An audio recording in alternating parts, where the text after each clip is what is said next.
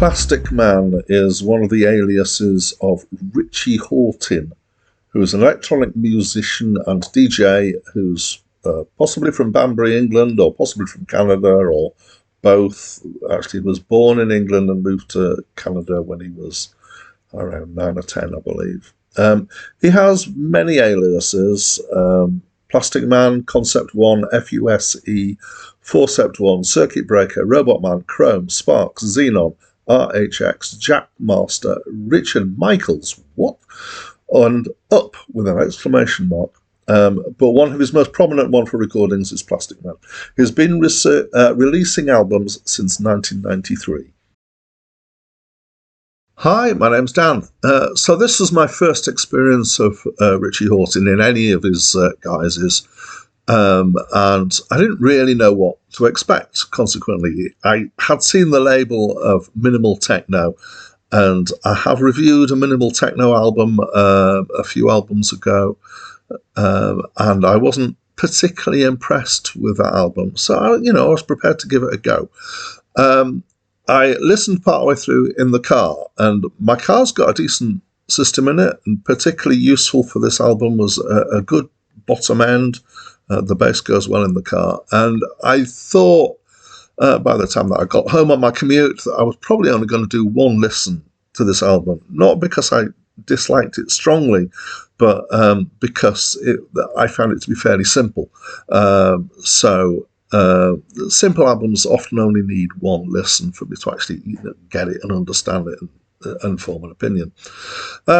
But of course, I needed to listen to the rest, so I started listening to the rest on headphones, and it was a revelation.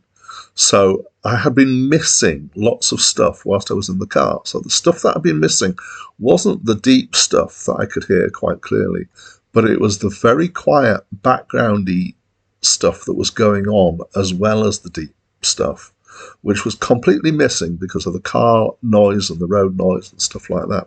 On the headphones, it came to life. So I stopped and decided I was going to listen to the whole thing again from the start, which is what I did. As I say, it's been described as minimal techno. I'm going to insert the word dark in there. I think it's minimal dark techno. It has some characteristics that I would associate with the genre called dark ambient, which is particularly quite strong amount of reverb and a lot of low frequency noises. I think Richie has a good understanding of, certainly in this album, of something about, I think it's about the brain, the way the brain works, but it's about attention. And when you listen to music, you can have something that you set up that carries on repeatedly, and your brain starts to kind of take that as accepted, but then focuses on anything where there's changes, and that's what this album does. It sets up a big beat, often quite loud, and then in the background behind it, there are there are changes going on, and that's where the interesting stuff is happening. So I understand that technically the idea of minimalism is about these slow changes. So I definitely want the word minimal in there with this.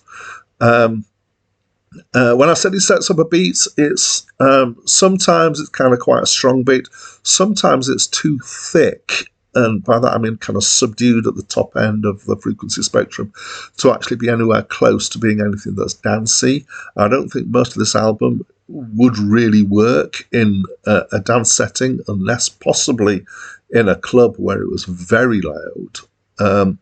And then there's quite a lot of reverb, as I say, and quite a lot of subtleties going on in the background with these little twitterings, other things being put in.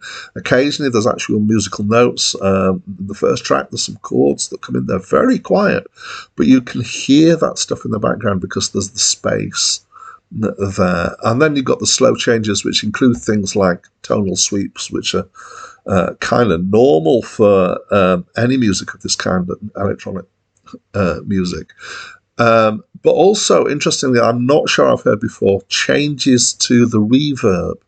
And there was, at some point, sweeps on the reverb. And there was another point where there were some changes to spiked harmonics, and you could kind of hear the harmonics coming through, which was all really interesting in some ways. So I found it initially very rich and absorbing. I found it a bit kind of trance-like in the sense that you could kind of let it go, and I decided I would like to listen to it in a darkened room, and that was definitely a good thing to try. But after a while, it then did become mostly more of the same idea. So I felt like it might be better if the album was maybe, half the length, or if you were taking these tracks as 12-inch singles or something like that, that might work better.